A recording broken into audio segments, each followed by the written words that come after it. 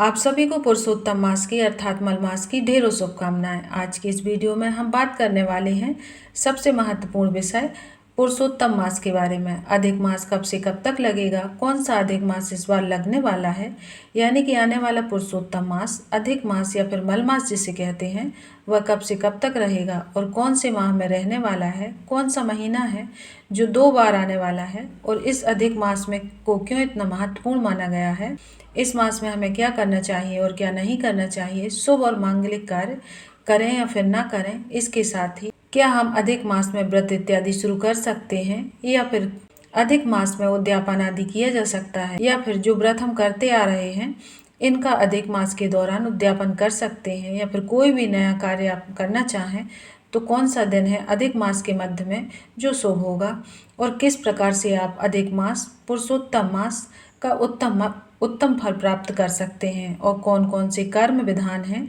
जो इस समय के दौरान आपको करनी चाहिए। तो इस प्रकार से आने वाले अधिक मास से जुड़ी हुई संपूर्ण जानकारी आज के इस वीडियो में हम आपको प्रदान करने वाले हैं। तो यह जानकारी बहुत ही ज़्यादा महत्वपूर्ण होने वाली है, तो वीडियो को अंत तक जरूर देखिएगा।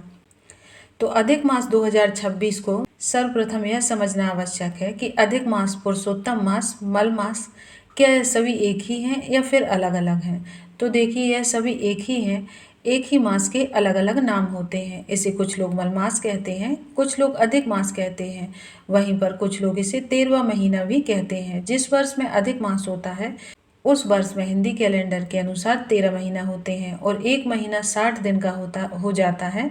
इसी प्रकार से भगवान नारायण को यह माह बड़ा ही प्रिय होता है और भगवान नारायण को यह महीना पूर्ण रूप से समर्पित माना जाता है। इसलिए भगवान वासुदेव ने इसे अपना नाम दिया था और इसे कहा था पुरुषोत्तम मास।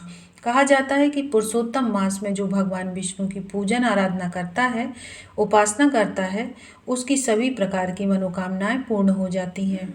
इस मास में जब तक व्रत कथा श्रवण करना, स्नान इत्यादि करने से अनंत गुना फलों की प्राप्ति होती है। यही वो कर्म है जो विस्तृत रूप से मैं आपको समझाने जा रही हूँ कि कैसे आपको इस मास में क्या करना चाहिए और यह मास क्यों आया और क्या कारण है कि अधिक मास जो है वह जोड़ा गया।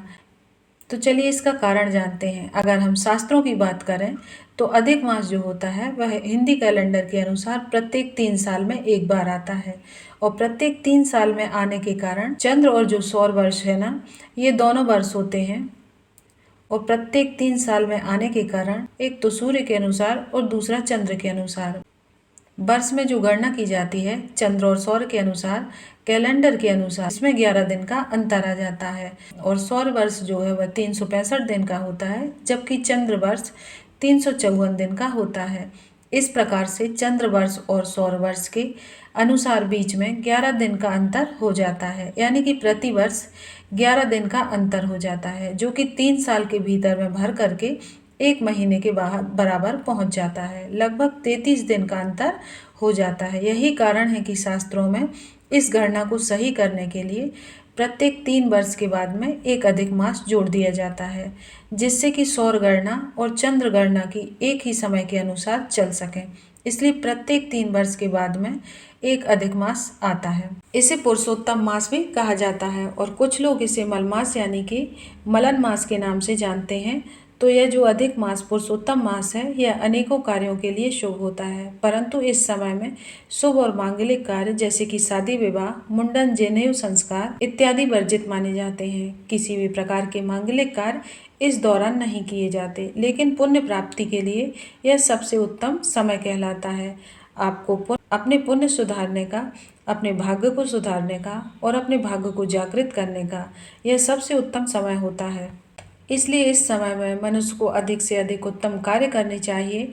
क्या कर्म करने चाहिए, चलिए मैं आपको बताती हूँ। तो सबसे पहले यह जानना आवश्यक है कि इस वर्ष में पुरुषोत्तम मास, अधिक मास कब से कब तक रहेगा और कौन सा महीना है जो 2 बार आने वाला है। तो देखिए, चैत्र शुक्ल पक्ष की प्रथमा तिथि से ये संवत्सर प्रारंभ हो जाता है। तो 2083 संवत, जिसका नाम है 2083, साल रहेगा 2026 और इसका नाम रहेगा रौद्र। रौद्र नामक संवत्सर अब प्रारंभ हो चुका है और यह जो संवत्सर है, देखिए वैसे तो पंचांग के अनुसार अलग अलग नामों से इस संवत्सर को जाना जाएगा। जैसे कि पूर्व भारत के पंचांग में कुछ अलग नाम से संवत्सर होंगे, अलग तरीके से वर्णन होगा, और वहीं पर कुछ उत्तर भारत में पंचांग होंगे, उनमें अलग तरीके से इसका वर्णन मिलेगा। परंतु यह जो संवत्सर है इसका नाम रौद्र संवत्सर, और यह सभी पंचांगों में एक ही नाम से रहने वाला है। तो बड़ा ही महत्वपूर्ण संवत्सर है जो यह 2083 है, जिसमें पुरुषोत्तम मास की शुरुआत होगी। और पुरुषोत्तम मास इस वर्ष ज्येष्ठ महीने में आने वाला है, जिसे हम कहते हैं ज्येष्ठ मास। जो ज्येष्ठ मास का महीना होता है इस वर्ष अधिक मास के रूप में रहने वाला है, यानी कि 2 महीने के रूप में 2 बार में यह रहने वाला है। और यह पुरुषोत्तम मास की गणना में कुछ लोग गलती कर जाते हैं। तो देखिए, गलती ऐसी करते हैं, जब शुरू होता है तो सबसे पहले 30 दिन में वह मुख्य मास के रूप में शुद्ध मास को मान लेते हैं, और अगले 30 दिन के रूप में अधिक मास को मान लेते हैं, जो कि सर्वथा ही अनुचित है। मैं आपको फिर से बता रही हूँ, जो कि बिल्कुल भी गलत है। इसके पीछे कारण यह है कि शास्त्र नियम यह कहता है कि अधिक मास की शुरुआत शुक्ल पक्ष की प्रतिपदा तिथि से ही मानी जाती है, और इसी से हमें माननी भी चाहिए। जबकि सामान्यतः मास की जो शुरुआत होती है वह कृष्ण पक्ष से होती है, और जब कृष्ण पक्ष की शुरुआत होती है, और अगर हम शुरुआत से ही अर्थात पहली प्रतिपदा से ही शुरुआत मान लेंगे तो शुक्ल पक्ष की शुरुआत हो जाएगी, क्योंकि मास की शुरुआत तो कृष्ण पक्ष से होती है। यदि हम पूरे 28 दिन को शुद्ध मास में गिन लेते हैं और फिर अधिक मास गिनते हैं तो उसमें कृष्ण पक्ष पुनः ही आ जाएगा, क्योंकि देखिए, पहले 15 दिन कृष्ण पक्ष होंगे और फिर 15 दिन शुक्ल पक्ष के हो जाएंगे। तो 30 दिन निकलने के बाद में फिर से अगला जो हम शुरुआत करेंगे वह कृष्ण पक्ष से ही उसकी शुरुआत मानी जाएगी। इसलिए पुरुषोत्तम मास की गणना करने से पहले बड़े बड़े लोग गलती कर बैठते हैं, क्योंकि देखिए, पुरुषोत्तम मास की शुरुआत ही होती है किसी भी महीने के 15 दिन बीत जाने के बाद से, यानी कि महीने के मध्य से ही इसकी शुरुआत मानी जाती है। अब हम 2026 की गणना करें तो बात करें तो देखिए, 2026 में शुद्ध ज्येष्ठ मास जो है उसका कृष्ण पक्ष की जो शुरुआत होगी वो 2 मई 2026 से ज्येष्ठ महीना प्रारंभ हो जाएगा। यह शुद्ध ज्येष्ठ मास होगा और कृष्ण पक्ष रहेगा, और यह जो पक्ष है वह 16 मई 2026 तक रहेगा, और 17 मई 2026 से जब शुक्ल पक्ष आरंभ हो जाएगा तो अधिक मास ज्येष्ठ मास आरंभ होगा। अर्थात पहले 15 दिन जो 2 मई से लेकर 16 मई तक के रहेंगे यह शुद्ध ज्येष्ठ मास के होंगे, और कृष्ण पक्ष उसमें निकलेगा। फिर 17 मई 2026 से 31 मई 2026 तक अधिक ज्येष्ठ शुक्ल पक्ष रहेगा। जैसा कि हमने आपको बताया कि शुक्ल पक्ष से अधिक मास की शुरुआत होती है, इसलिए 17 मई से जैसे कि ज्येष्ठ मास शुक्ल पक्ष का आरंभ होगा, वो 17 मई से 31 मई तक अधिक ज्येष्ठ शुक्ल पक्ष कहलाएगा, और 17 मई से अधिक मास शुरू हो जाएगा, और 1 जून 2026 जो कि अधिक ज्येष्ठ कृष्ण पक्ष का आरंभ होगा और 15 जून 2026 तक रहेगा। यानी कि इस प्रकार से आने वाला जो भी अधिक मास है पुरुषोत्तम मास रहेगा, वह 17 मई 2026 से 15 जून 2026 तक यह रहने वाला है। हमारा पुरुषोत्तम मास यह कहलाएगा कि जैसे कि 15 जून को समाप्त होगा और 16 जून से पुनः शुद्ध ज्येष्ठ माना जाएगा और शुक्ल पक्ष की शुरुआत हो जाएगी और 29 जून तक रहेगा। अब क्योंकि ज्येष्ठ मास 2 महीने का हो गया है तो इसमें गणना कुछ इस प्रकार से होगी कि पहले 15 दिन शुद्ध ज्येष्ठ महीने के प्रारंभ होंगे और अंतिम 15 दिन भी शुद्ध ज्येष्ठ मास के ही रहेंगे, और बीच में जो 30 दिन होंगे वो मुख्य रूप से अधिक मास के ही रहेंगे। तो ज्येष्ठ मास अधिक मास जो है यह 30 दिन का रहेगा और 17 मई से 15 जून तक रहेगा। समय मैंने आपको बता दिया है कि अधिक मास 2026 में कब से कब तक रहेगा और अधिक मास में हमें क्या करना चाहिए और अधिक मास में हमें क्या नहीं करना चाहिए।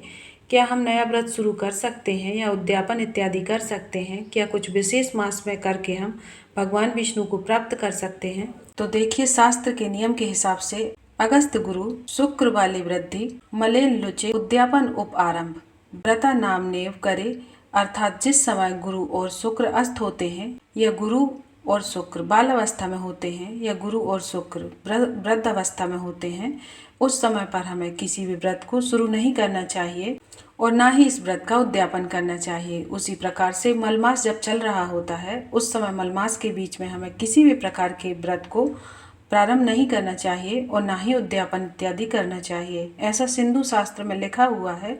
इस नियम के तहत मैं आपसे यह कहूँगी कि अधिक मास के दौरान आने वाले इस बीच में आप कोई भी प्रकार का नया कार्य प्रारंभ ना करें। किसी भी व्रत की शुरुआत आपको अधिक मास से बिल्कुल भी नहीं करनी चाहिए और ना ही उद्यापन इत्यादि करना चाहिए, ना ही कोई व्रत धारण करना चाहिए, चाहे एकादशी का व्रत हो, पूर्णिमा को हो या फिर कोई भी साप्ताहिक व्रत आप आरंभ करना चाहते हैं तो शास्त्रों के अनुसार यह बिल्कुल ही अनुचित समय कहलाता है। इस दौरान शादी विवाह, मुंडन संस्कार, जनेऊ संस्कार इत्यादि कोई भी नया कार्य या मांगलिक कार्य इस दौरान करने की मनाही मानी जाती है। अब बात कर लेते हैं कि अधिक मास में हमें क्या कुछ करना चाहिए और क्या कुछ करने से हमें क्या क्या विशेष फलों की प्राप्ति होती है। तो देखिए, अधिक मास को भगवान पुरुषोत्तम के धन के स्थान पर पुण्य उपार्जन का महीना कहा जाता है। यह जो महीना है यह पुण्य अर्जित करने के लिए सबसे ज़्यादा विशेष और बलवान माना जाता है। तो जितना हो सके उतना पुण्य अर्जित करें। और इस माह में हमें पुण्य कैसे अर्जित करना है, क्योंकि इस मास में एक कर्म जो है वह आपको अनंत गुना फलों की प्राप्ति करवा सकता है, अधिक फल प्राप्त करवा सकता है। इस मास में आप एक एक कर्म जो भी करेंगे ना, उनका कई गुना होकर फल आपको प्राप्त होगा। सबसे बड़ा होता है यह मास जिसमें शुरुआत होनी चाहिए स्नान से। अधिक मास का जो स्नान होता है, जैसे कि कार्तिक का स्नान होता है, उसी प्रकार से सूर्योदय से पहले इस महीने में आपको स्नान इत्यादि जरूर ही करना चाहिए। और यह करना बड़ा ही सरल होता है, क्योंकि गर्मी का महीना होता है। तो जेठ के मास में अगर आप सुबह जल्दी उठकर स्नान इत्यादि कर लें, स्नान आदि से निवृत्त होकर भगवान श्री हरि विष्णु की पूजा आराधना और उपासना कीजिए, आपको अनंत गुना फलों की प्राप्ति होगी। इसके अलावा आप इस महीने में तुलसी जी का भी पूजन का नियम ले सकते हैं, तो वह भी आप जरूर लीजिएगा, जिससे हमें बहुत ही पुण्य फलों की प्राप्ति होती है।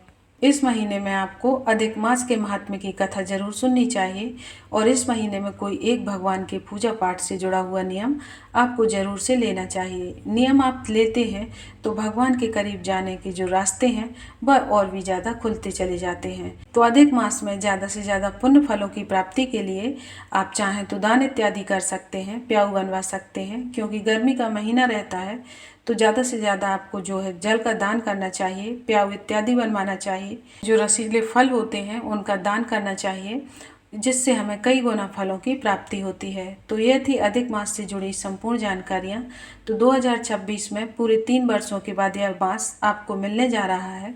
तो आप भगवान विष्णु और भगवान नारायण की पूजा उपासना करके कई गुना फलों की, अनंत गुना फलों की प्राप्ति कर सकते हैं। तो आशा करती हूँ कि अधिक मास से जुड़ी संपूर्ण जानकारी आपको उपयोगी लगी होगी। वीडियो उपयोगी लगा हो तो वीडियो को लाइक शेयर करके चैनल प्रियंका धर्म ज्ञान को सब्सक्राइब करके पास वाले बेल आइकॉन को प्रेस करना ना भूलें, ताकि आने वाली वीडियो की नोटिफिकेशन आपको सबसे पहले प्राप्त हो। और ऐसे ही धार्मिक और व्रत त्योहार से जुड़ी जानकारी प्राप्त करने के लिए कमेंट बॉक्स में जाकर जय श्री हरि विष्णु, जय माता लक्ष्मी लिखना ना भूलें। मिलते हैं अगले वीडियो में।